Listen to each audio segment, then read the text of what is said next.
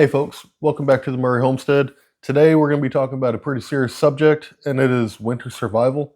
You can take that as high or as low as you want, but there is a big storm coming in, and whether it's this particular storm that's extra cold, or the fact that it gets cold every single year, and sometimes power just goes out. So in this video, we're going to be talking about simple things that'll help keep you and your family comfortable and alive.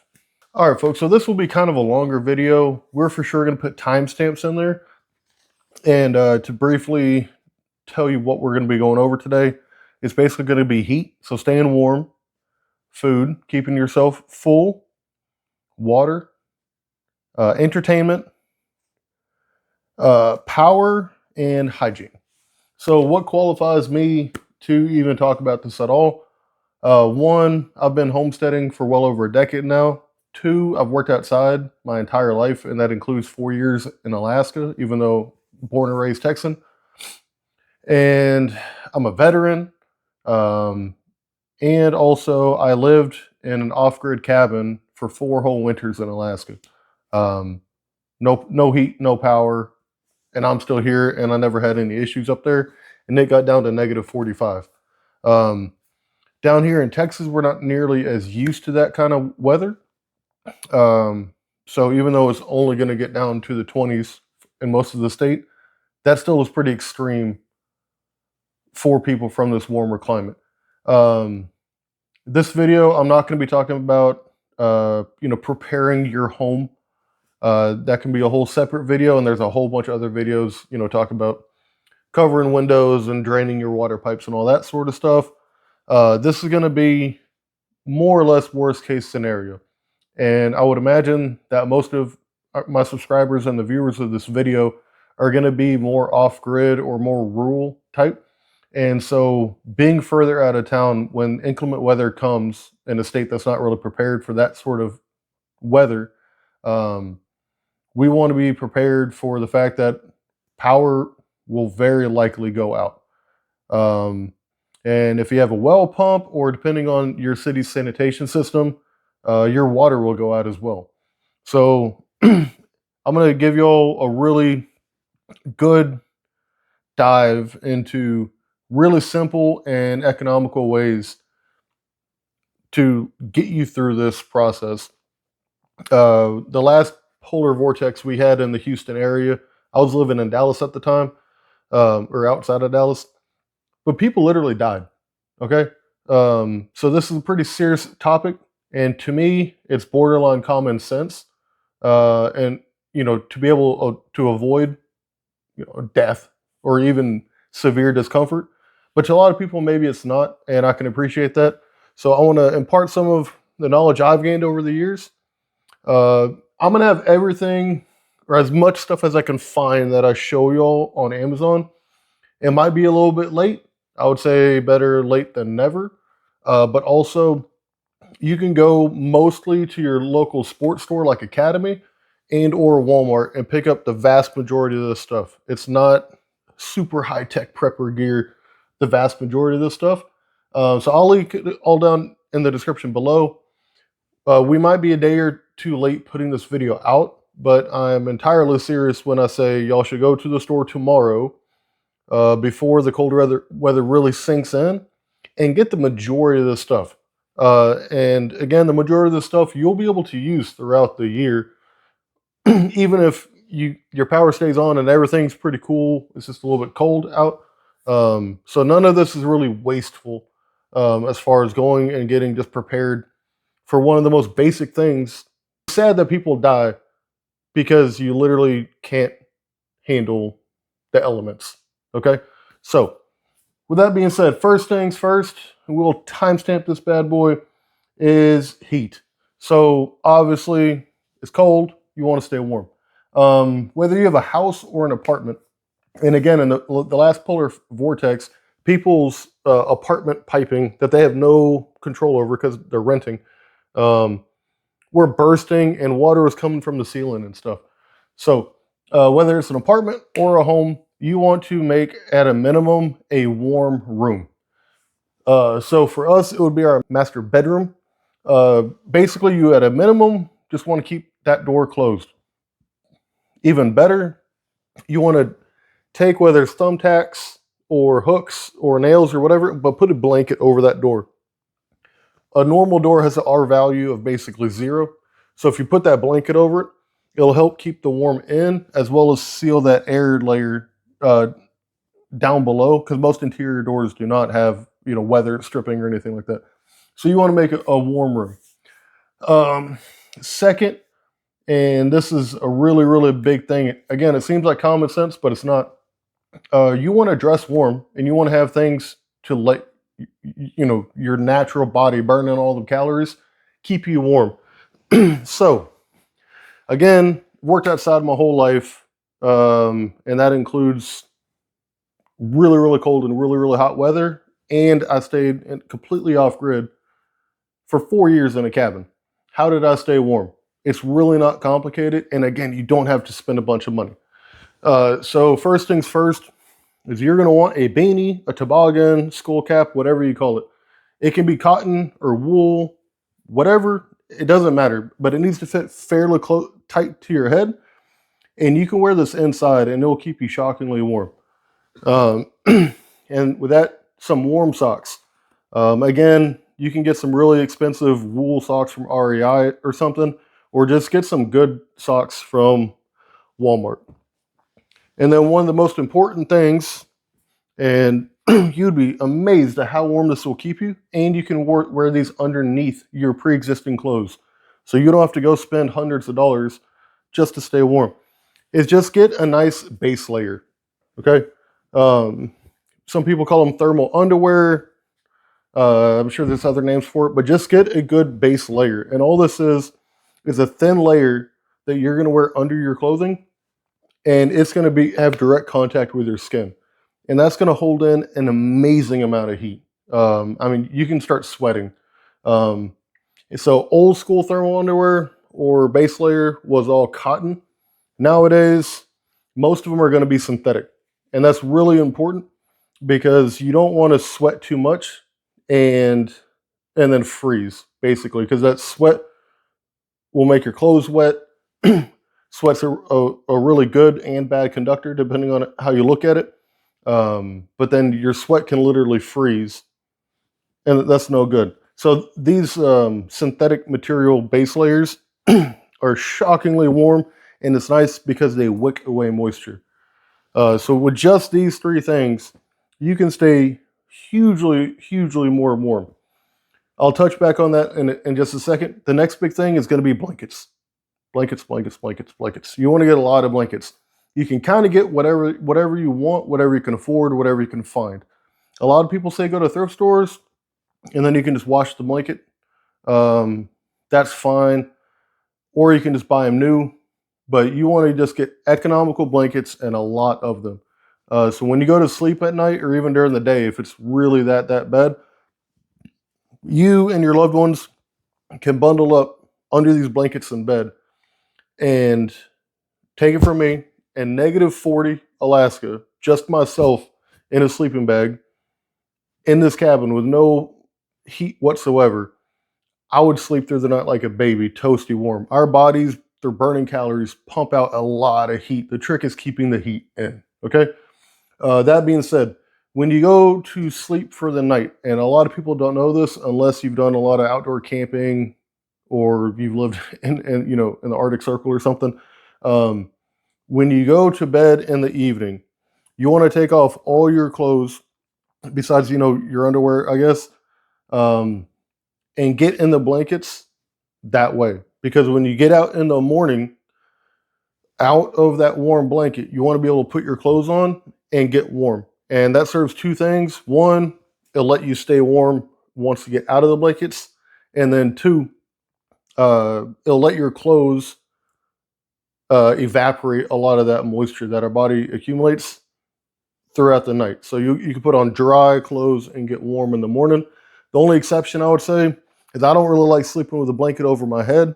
I don't like the feeling of my breathing being impaired. It's not, but you can sleep with your beanie on if you want. So you can have your blankets tucked up like this, and then your head will be covered, trapping in all that heat. And with just those things alone, no heaters, no nothing, you can survive. I've done it personally, and I promise you it's not hard or bad or uncomfortable. That being said, we'll timestamp there. And then I will say, I did have in Alaska, not going to lie, this identical heater. This is the Mr. Heater Big Buddy. The cabin I was in was ballpark 300 square feet. And about once a month, I had a buddy come in with a snowmobile and two 20-pound propane tanks full for me. Because it was not an actual like off-grid apocalypse survival type scenario, I did go have him go to town for me once a month to get a little bit of extra food and then fill up 2 propane tanks. This thing puts out a shocking amount of heat. I mean, I was able to get that cabin above freezing for multiple hours of the day with not that much fuel. From my research, on low, this thing can run for 92 hours, which is just under 4 days. And that's going 24 hours a day. And I guess that would be another note, just like you get undressed before you get under your blankets at night. You're going to turn your heater off at night. You're going to get in that bedding all nice and warm and ride out the night. In the morning, you get up and turn on your heater. So if you have it on low, that's 12 hours a day. That's over a week just on one 20-pound propane cylinder that you can keep yourself and your family warm. So it's economical. This is rated for indoor use, and there's like anti-tip over protection and stuff like that. I will say, again, a lot of these things should be obvious, but if you don't know, you don't know. People die for a reason, mostly because they don't know. And that's okay. Get a CO2 detector if you can for carbon monoxide. When most any fuel is burning, it's going to, through a series of actions, cause carbon monoxide. You cannot see it. You cannot smell it. And you'll just die. So these are rated for indoor use. I've used it myself for months and months and months. I've never had an issue. If you want to take that extra step just to protect yourself and your family, buy a CO2 detector along with this. So this one can take the little 1-pound camping type cylinders. I strongly recommend, both for like longevity, ease of use, and mainly the economics of it, is to get this adapter. I'll link it down below. If you go to a larger sports store, they should have this along with the heater most of the time year round. But this lets you hook it up to a 20-pound propane tank. And like I said, it lasts a long time. And just for reference, this thing should last about 20 hours straight on high. And this thing pumps out some heat. So a good rule of thumb is to always prepare for 2 weeks of, no power after a natural disaster. That's a pretty good rule of thumb. You can do less, you can do more. That's a different topic. A good rule of thumb is 2 weeks. So for me and my family, I have 8 propane cylinders because we use propane for lots of things. For you and your family, I would get at least 4. They're really not that expensive. And the best part about propane, and we're going to touch on it later when we talk about generators, propane in its cylinder lasts almost forever. Gasoline goes bad, and because of ethanol, draws in moisture. The fuel just goes bad. Diesel lasts a bit longer, but it goes bad. And then both of these are liquids. Gasoline has explosive fumes, yada, yada, yada. There's a lot of smell. And again, as a liquid, you got to pour it in, and it splashes everywhere. It's a pain in the butt. The propane cylinders last more or less forever. You're never going to smell the propane, and it's not going to splash around when you're trying to transport it or plug it in or whatever. So this thing, along with just dressing appropriately, I lived for about 5 months at a time with no power, no water, 4 times and was completely comfortable. And that's in Alaska. And the coldest it got, my thermometer actually broke. It got so cold, but it got down to negative 45. And I was inside playing cards. No big deal. All right. So that's about it for staying warm. Let's move on to the next big one. Is food. Okay. There's a million different things you can do. You can make fires outside with wood. You can have charcoal. If you want to try to cook with electricity, I hope you have a really big generator. It takes a lot of energy. So my preference is either going to be a propane camping stove, and I didn't bring mine inside, but they're the pretty standard Coleman that opens up like that. And again, you can use the little 1-pound camping cylinders, or you can get an adapter that'll let you hook up a 20-pound propane cylinder. And on a propane cylinder, I don't even know how long it would last, but you're definitely good for 2 weeks to cook it. It lasts a long time. And that's if you're going to be cooking your food, okay? My suggestion, especially if we're talking, more or less worst case scenario, or I mean, kind of worst case scenario, you're in an apartment. You can't use that propane stove inside. It's a very bad idea to use that inside. Between fire and carbon monoxide, it's no bueno. So what is the solution? It is canned food, okay? Canned food is shelf stable, so you don't need, if your refrigerator goes out for a week, it doesn't matter. It needs, through the canning process, the food is cooked. So even if it's frozen, because it's so cold in your house, you can actually eat this stuff frozen with a fork, and it is entirely safe, and you get all that nutrition. That, and then a few things like peanut butter. But these are all things that you can just open and eat. There's no preparation. If you want to eat it out of the container, you don't even have dishes to take care of. And I'll talk about that more on the hygiene side of things at the end. But you got to think, most of this, prepper food or whatever, or if people say, oh yeah, get a bunch of pasta and rice and beans. Okay, you have to prepare those. It takes water. You need a pot or pan. You need a fuel source. Beans and rice and pasta takes a while to cook. You're putting a ton of humidity in your house from all the stuff cooking. And then you have to transfer it to something that you can eat it out of, unless you're just going to eat it out of the pot. Generally, you're going to make larger portions. So now you got to store that food. So unless you have a whole off-grid prepper mentality and you've got all your ducks in a row, cooking those foods, even though they're economical and nutrient dense, for most people is just not realistic, okay? And I'm being real with you. Again, I've done this a lot. Go ahead and make spaghetti when you haven't had power for a week, and then tell me how that goes, okay? It's not ideal. If you want to do it outside and have one big family meal a day, okay, but you still got to wash those pots and pans and whatever plates and stuff you use. So that being said, canned food is the way to go, and it's cheap, and you don't have to order it offline because it's some cool like prepper food or whatever. Go to Walmart, spend $50, and again, if you can, get enough for 2 weeks. That being said, you can do a whole video on which cans to buy. I'm just gonna say, try to get nutrient dense food, okay? And for example, a lot of people say, okay, I'm gonna get a whole bunch of cans of corn. Corn is awesome. It's really good. This whole can is 210 calories. You'd have to eat 10 cans of this a day to meet your calorie quota. What's the word I'm looking for?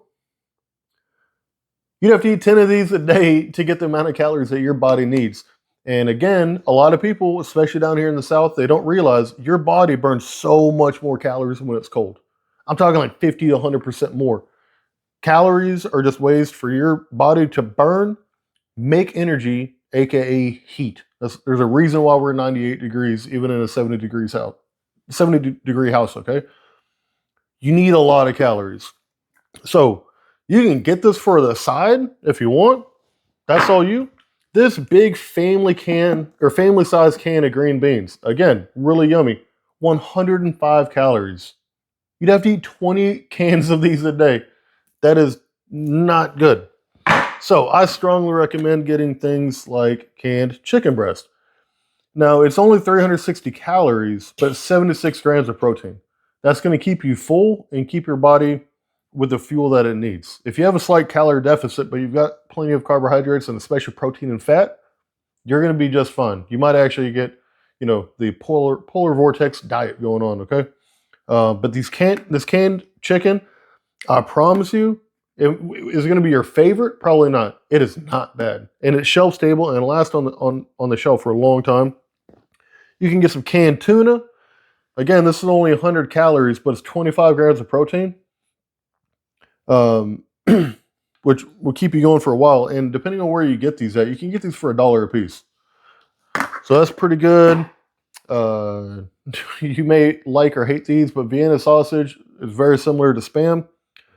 14 grams of protein.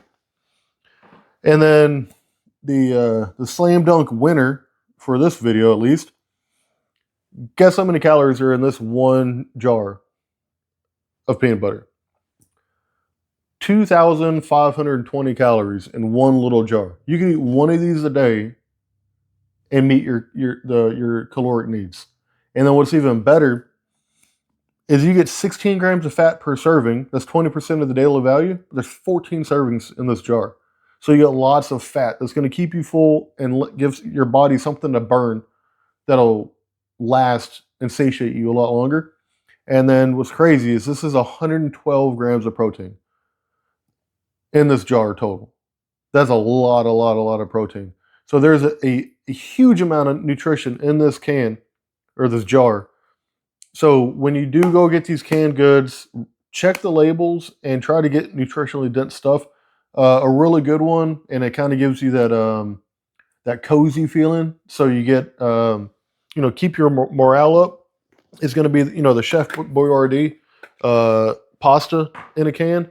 There's meat, fat, and carbohydrates in there. Lots of energy, and if you can warm it up, it's a really cozy feeling that'll help keep your and your family's morale high, which is really important. If y'all do want to heat these up, if you've got that propane stove, you can actually just peel the label off, crack the lid, and just set it on the propane stove, and it'll get warm. There's many different ways to heat these, but again, you can heat these cold, and it is 1,000% safe. And then, last things last, can seed can openers. Very important. If you've ever tried to get a can open without a can opener, it is super not fun. And depending on how cold you are and how good you are with your hands, it's actually really dangerous. So you don't need any sort of special can opener. Go to the dollar store, go to Walmart, get the dollar one. It doesn't matter. Get one. 2 is 1 and 1 is none. Get 2. If you're trying to open 50 cans over the next couple days, you may or may not break one. So just get a second one. Very important. I would say get some paper plates, some paper cups, and some plastic silverware or utensils. We don't want to have to be doing dishes in this scenario, okay? So you can either just eat it out the can or put on a paper plate, whatever. You can take those paper plates and put it in a grocery sack and put it off to the side. And I'll talk more about that in the hygiene section, or just burn them.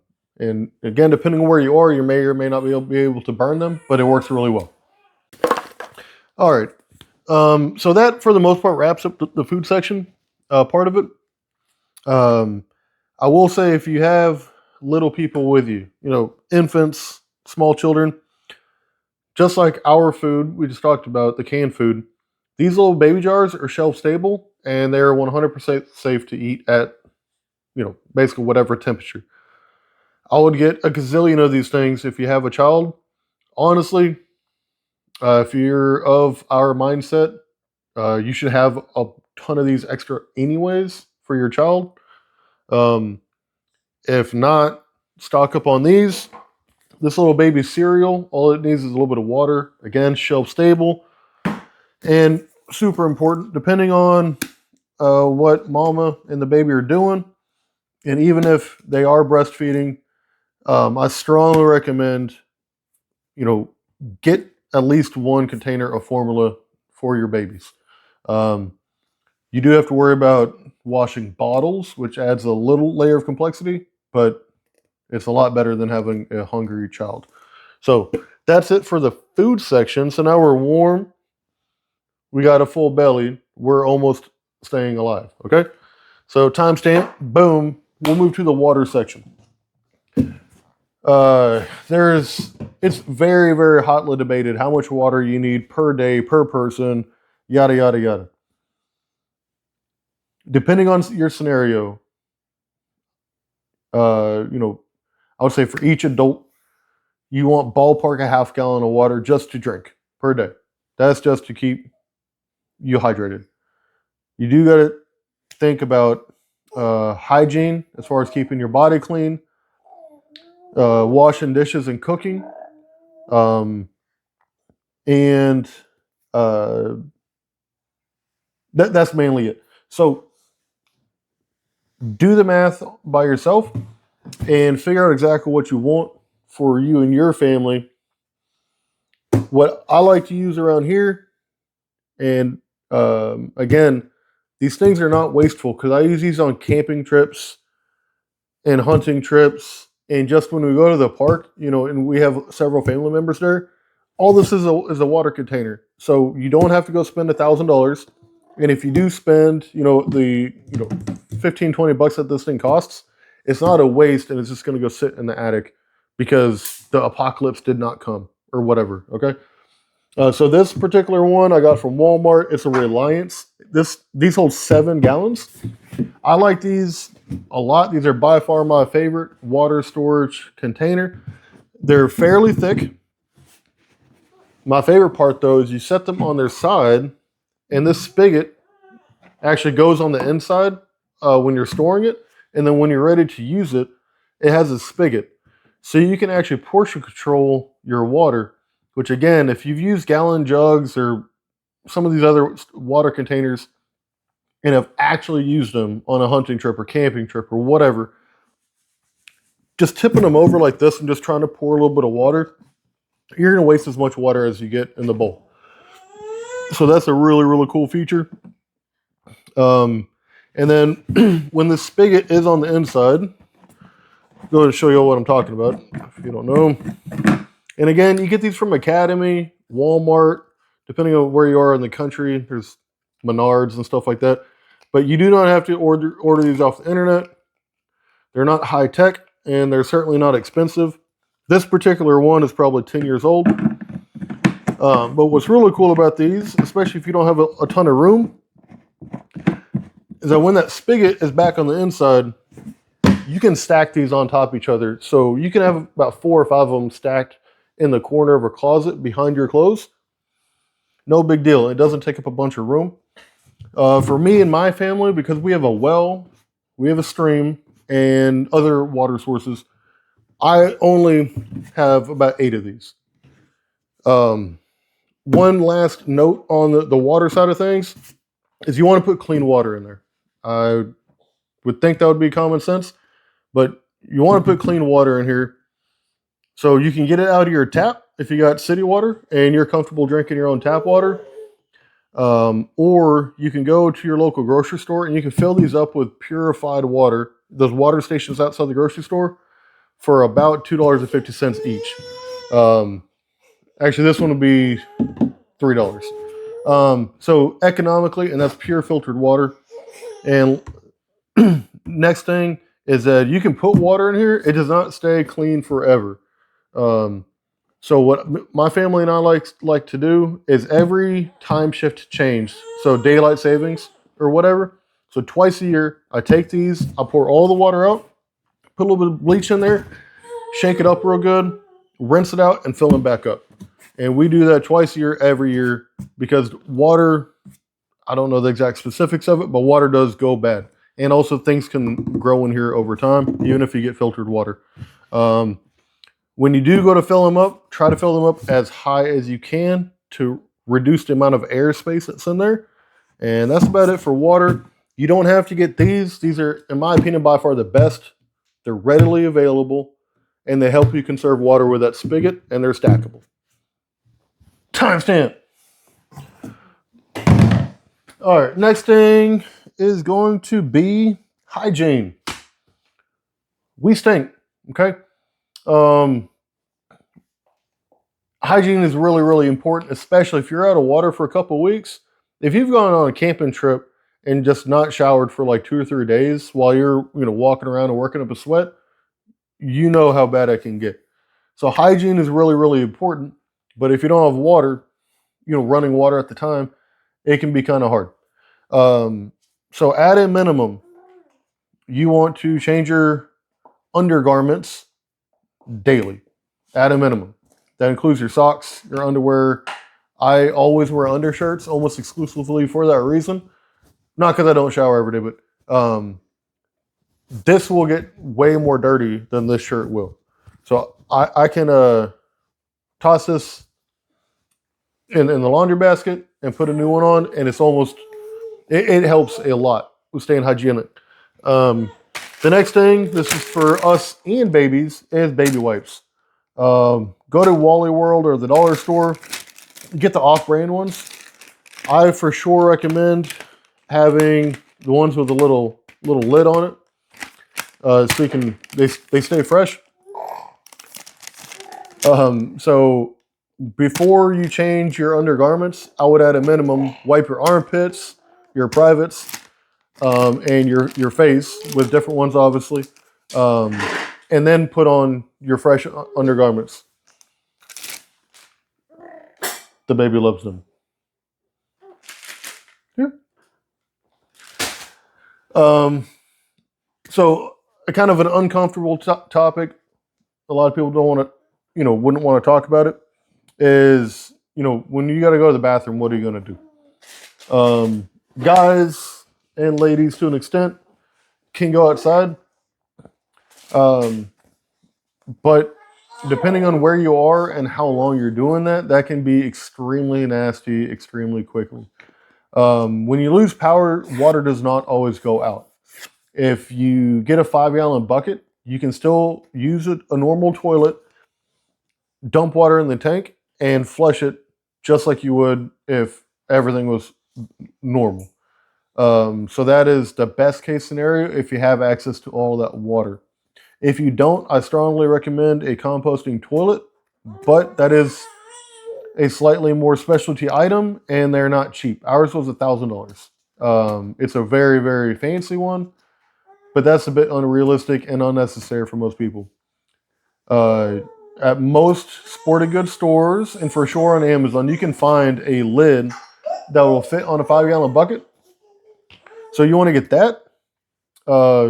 It's strongly recommended to get a liner before you put the lid on. So you put your liner, you can just use a trash bag, put that lid on, and then put either peat moss, which again, you can find that at most any hardware store or garden store. But like Home Depot, Lowe's, they're always going to have peat moss. It's economical. Or any Tractor Supply, Atwoods, Menards type store, you can get some pine shavings. So you're going to get that 5-gallon bucket, put a liner in it. Both those things you can find anywhere at any time. If you can find the lid that is like a little toilet seat, like I said, most sporting goods stores have them in the camping section, and they're not expensive. They're like $2 or $3. Fill some pine shavings or peat moss in there, and then you and your family can do whatever you normally do in there. It has a lid, obviously. The toilet seat lid. Put the lid down when you're not using it, and if you can, keep it outdoors. If it's going to be too cold, that's fine. Keep it indoors, but I would not keep it in your warm room. I would keep it in a different room of the house. And then I highly recommend getting a drawstring bag, and every day, once a day, even if you're just by yourself, I would take that bag swap it out and put a new one in. Human waste is absolutely disgusting in a very short amount of time, and it is extremely unhygienic for many, many reasons. It's just not safe. So you want to do that. If you're able to burn your trash, now might be a good time. Check your local laws and regulations. That's up to you. If you can't burn your trash, depending on where you are, you should always have access to a dumpster or a trash chute or something. Or your own, the standard roll to the curb type trash can. But you want to keep your food waste and your human waste away from where y'all are staying. And that's basically all I'm going to say on that. One big thing too. Do it tonight when you're watching this video, or do it tomorrow before the storm sets in. Do it now. Vacuum and mop your floors in your house or your apartment. Do a couple loads of laundry because you're going to need those clothes. Wash your bedding right now. Get it clean while you can. So clean your whole house while you got power, while you got lights, while you got water. You would be amazed how dirty things can get when you're not able to vacuum and mop and do dishes and honestly take a full shower every single day. Do all that now while you can. Give yourself a fresh start so that if the power does go out, you're already in a better spot, okay? It's really important, especially the laundry part. You're going to want as many clothes as you can to stay as hygienic as possible, both your body and your home. Timestamp. All right, next big one is power. So I've already talked about staying warm, fed, hydrated, and clean. That's literally all you need, okay? You're going to live. You're going to be just fine. Everything's good. You do not need power. You don't. If you want power, you have several different options, okay? Generators are awesome. They're really expensive. And they're really loud. And they take a ton of fuel. Unless you've got, like a $20,000 low RPM diesel generator with, a 200-gallon drop tank or something like that. They're not designed to be super duper fuel efficient. That's just not what they're for. And most of them aren't 100% duty cycle. What that means is most of them are not designed to run all day. Period. And even on a smaller, 2,000 watt generator, to run that thing all day, it might use 5 to 10 gallons of gasoline. So it's expensive. It's a mess. You don't need power in this situation, okay? That being said, if you do get a generator, get a propane generator. Propane is the fuel you want to stash. That is the oh crap fuel that you want. You can use on your grill and for all other kind of things on a normal daily basis. So it's not a waste if, you don't ever have to use it in that type, in an emergency type scenario.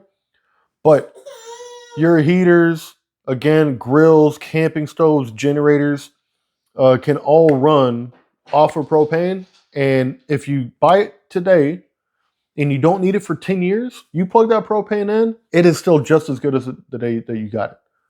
I'm very adamant about that.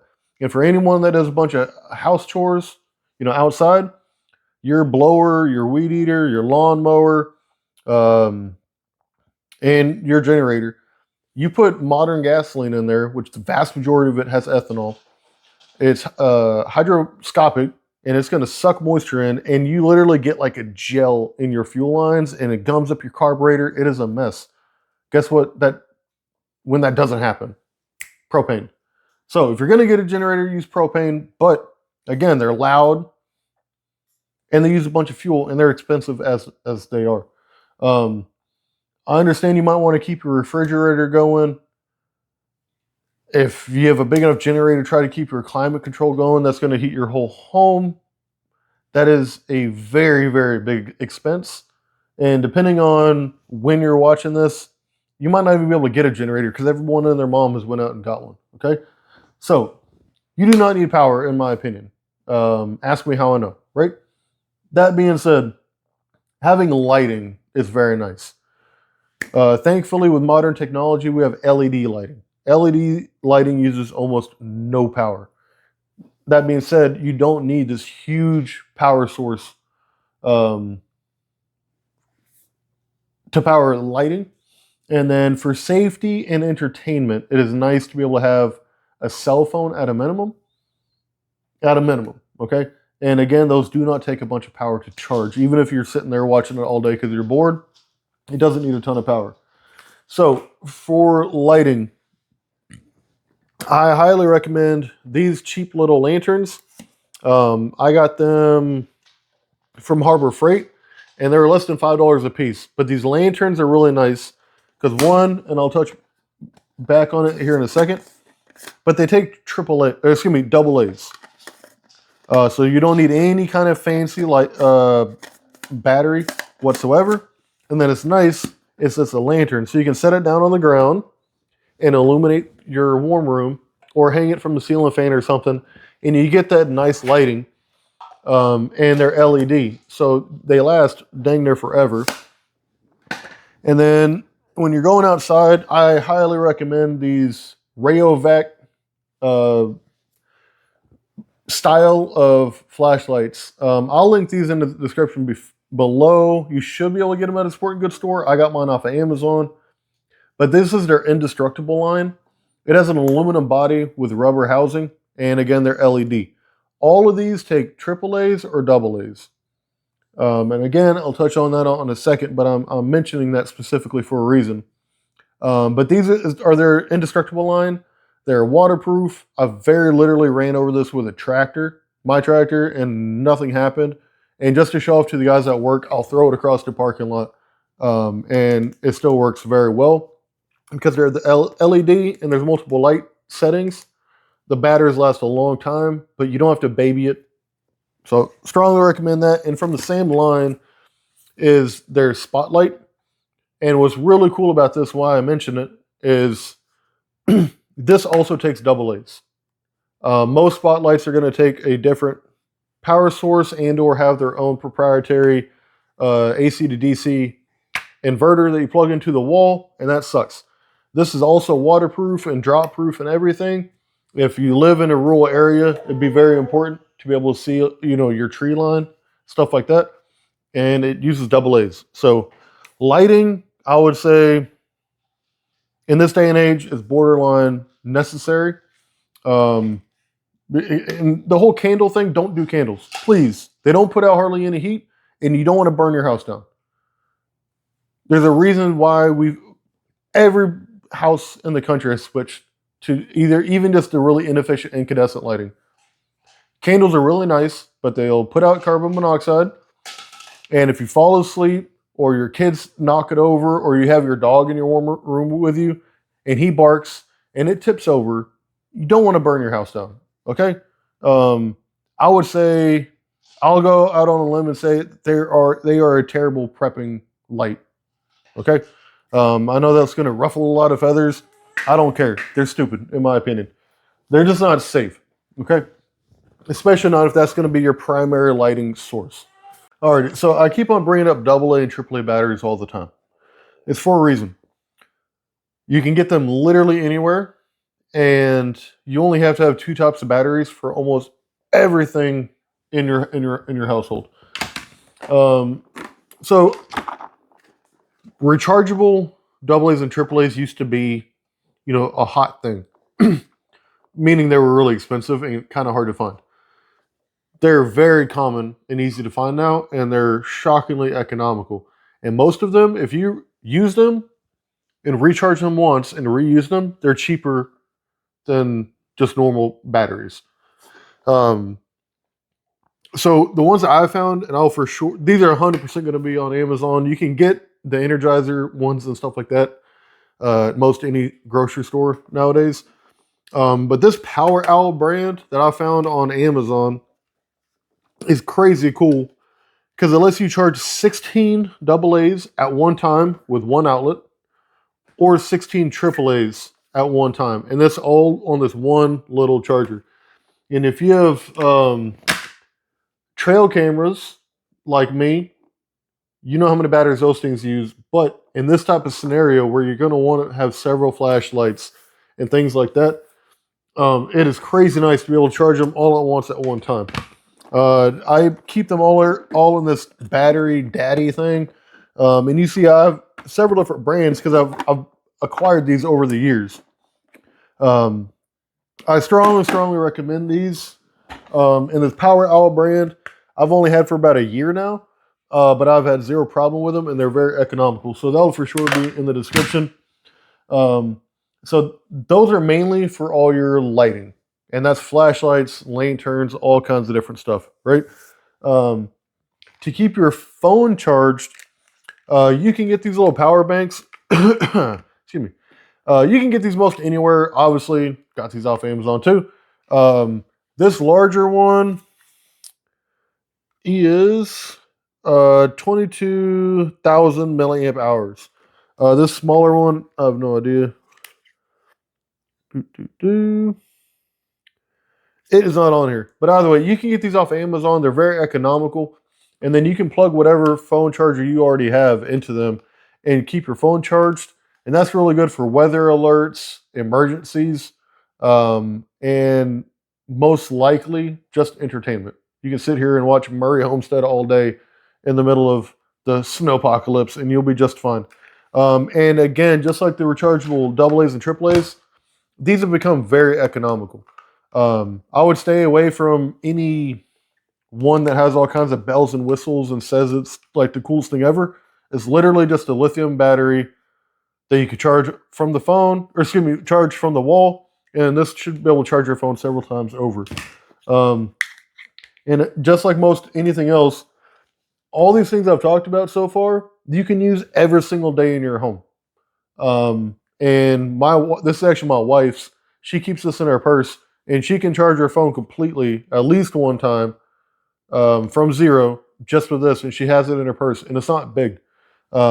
And this one I got from my pickup truck because I keep this in my truck just in case I need backup power. So none of this is a waste to go ahead and buy now, just to help yourself be prepared and just honestly not being inconvenienced on a daily basis, right? So what you'll see on a ton of these videos, everyone and their mom, and they're all sponsored, of course. I wish I could be sponsored, so I ain't gonna say nothing. But these solar generators, what they call them, right? And there's many different brands. In my opinion, I've done a ton of research. I've done a lot of research, but I'm not an expert on it. But this Jackery brand is just gonna work. They're just gonna work. They're good. Like, there's not, you take it out the closet or whatever, they're gonna work. And they keep on improving them. And in my opinion, you want to use this just as an emergency battery backup. Basically, that's it. You can obviously charge your phone with them, but they also do have an inverter on the inside that'll let you power 120 volt things that require, like, a standard 120 volt AC outlet, and even the little cigarette lighter type power things. So it's really, really nice little battery backup for all kinds of different stuff. That being said, they're not cheap at all. Not even a little bit. You can use them all the time for camping and hunting trips, and just if depending on how prepper-ish you are, just keep it in your car, whatever. Funny story, I actually proposed to my wife with this one because I put a whole bunch of LED string lights on my property and proposed to her on the property, and we didn't have power yet. So I was able to light up the string lights in the middle of nowhere with this. That's actually why I bought this one. And I've used it probably 20 times for little things here and there since then. It has a really nice little display to let you know how much battery is actually left. And it gives you a percentage. So, you have 90% battery left or whatever. So these are really, really cool. And everyone and their mom on any one of these channels is going to tell you to buy one. If you have the money, buy 10 of them. They're awesome. Or not really, but buy one. They are really, really, really handy, but they're not cheap. And depending on your lifestyle, you may or may not use it that much, except for in a emergency situation. So do or don't get it. It's not necessary, but it is really handy. This particular one is the Explorer 300, and it came in this wicked nice bag. And it has all the charging cables and all the stuff on top. It has carry handle and a strap and all that crap. So if you have it in the budget, I would get a cheaper one like this, just for all kinds of different reasons, but they are not necessary whatsoever. That being said, I did get the off-brand little solar panel charging kit for them, or for that one, and it is really cool. It's honestly more of a novelty. I have an actual solar system, and I know a lot about them. Okay, this totally works.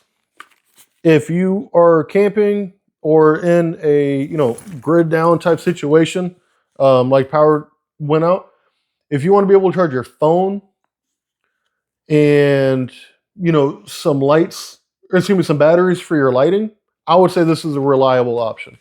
If you're trying to power TVs and fans, and a refrigerator is a joke with anything this size, it just is not going to work. Okay. But like I said, if you want to keep maybe an internet router on, maybe I would say that would be the max. But if you just want to keep your phones charged, batteries charged for lighting and stuff like that, this is actually a really good option. But again, it's borderline more novelty, and it's not required. And timestamp, that is it for the power. I kept that one short-ish because it's really not necessary. In my opinion, you need lighting and a cell phone and maybe a laptop. You're covered. And I bring up the phone and laptop. My last topic here is going to be entertainment. Okay, it's really important to keep morale high, and also, I don't know how many times y'all have been reading a book and someone has to call your name 2 or 3 times before you say, "What? Huh?" It literally, takes you out of your present situation and into this, cool story, and you can pass hours like that. And if you don't have any power and you don't know exactly when it's going to come back on, some of these places, it could be well over a week. It's really nice to be able to let your mind relax and have some entertainment.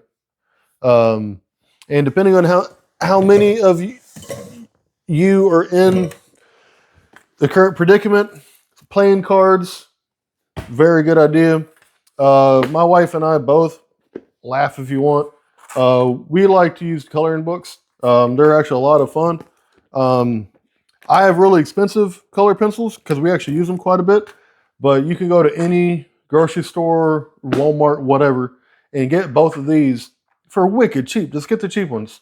It's good for the kids and it's good for adults too. And it's really nice to just pass the time. The colors actually will help you mentally. It sounds silly, but it will actually help brighten your spirits a little bit. And then we are definitely a Scrabble family, but some board games, Monopoly and all that sort of stuff are things that the only power you need is going to be lighting during the day. Open the curtain, and at night, if you want, just have a lantern. But just keeping yourself entertained and in good spirits is going to help the time go by faster. Keep tempers down across, especially kids. Ellie's my first child, but if she's mad, it's scary. Okay, so I can only imagine having 4 kids in one bedroom, and everyone's got a lot of energy and stuff. So being able to keep everybody entertained is very important. All right, and timestamp. The conclusion. I know this was a longer video. I wanted to go, each one of these topics could have been its own video, but we do have really inclement weather coming across most of the country. And when I hear about people dying in these scenarios, I shake my head and I'm confused. Okay. But I understand if you don't know, you don't know. And that's completely fair. There's nothing wrong with being ignorant on a subject, that's just fine. I do know, so I wanted to show y'all all of this, and just these things that I showed you can legitimately keep you alive, you and your family alive. If you have any comments or questions, please keep them respectful for this one, but please by all means put them below. If you have any questions, also put them in the comments, and for the next week, I will 100% be answering every one, because this is a very important topic. It's very serious, and hopefully I covered all the bases for y'all well enough for you to understand. Hopefully I got the point across that you should have most of the stuff anyways. None of this is like very specific, polar vortex once every 10 years type item. And even if it's not a polar vortex, it's a tornado or a hurricane or a mudslide or just power just goes out sometimes. All these will let you be more prepared every day for many, many situations, and none of them are very expensive. So thank y'all very much for stopping by. I appreciate anyone that's made it to this point. I know it was a bit of a longer video. Don't forget to subscribe. I've talked about it with my wife. This year, this is on the 4th of January? 3rd. 4th of January, we're putting this video out, 2025. We've decided kind of what we want to do with the channel this year, and a big part is I'm going to go and start doing more of this prepping type stuff. I have an immense amount of experience and knowledge, and again, in scenarios like this where it's a life or death type thing, this little 30-minute video could maybe, even if it just saves one life, boom, it's time very well spent. So yeah, please subscribe. We got all kinds of cool stuff coming this year. Hit the stupid bell so you get notifications on all the cool videos we're going to have, and I'll see y'all next time. Stay safe.